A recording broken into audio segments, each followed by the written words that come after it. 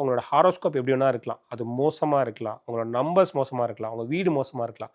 But உங்கள் அம்மா உங்களுக்கு வந்து உங்களை எப்படி வளர்த்திருக்காங்க அப்படிங்கிற ஒரே ஒரு விஷயம் மட்டும் இது எல்லாத்தையுமே வந்து தூக்கி சாப்பிட்ரும், இல்லைனா எல்லாத்தையுமே வந்து அழிச்சிரும். ஓகேங்களா?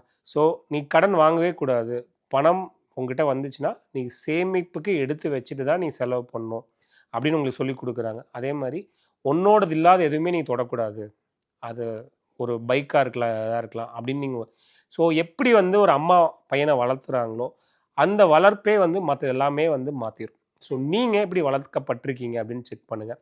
சப்போஸ் வந்து உங்களுக்கு கண்டிப்பு இல்லை, அன்றைக்கி அவங்க கண்டிச்சது வந்து உங்களுக்கு அந்த நேரத்தில் கஷ்டமாக இருந்திருக்கும். பட் அது வந்து உங்களுக்கு இந்த கஷ்டங்கள்லாம் இருந்தாலும், சப்போஸ் சவுத் வெஸ்ட் சரியில்லை, நார்த் ஈஸ்ட் சரியில்லை, உங்களோட ஹாரோஸ்கோப்பில் ஜாதகம் சரியில்லை, செவ்வாய் சரியில்லை, இது எல்லாம் இருந்தால் கூட உங்கள் அம்மா உங்களை நல்லா வளர்த்திருந்தாங்கன்னா உங்களுக்கு 0% வர வேண்டியது 50% நல்லது நடந்துட்டு இருக்கும். வைபன் ஸ்ப்ரிங் வெட்டிங் சேர், சுப்ரீம் ஃபர்னிச்சர், ட்ரூலி ஸ்டைலிஷ், எங்கேயும் எப்போதும்.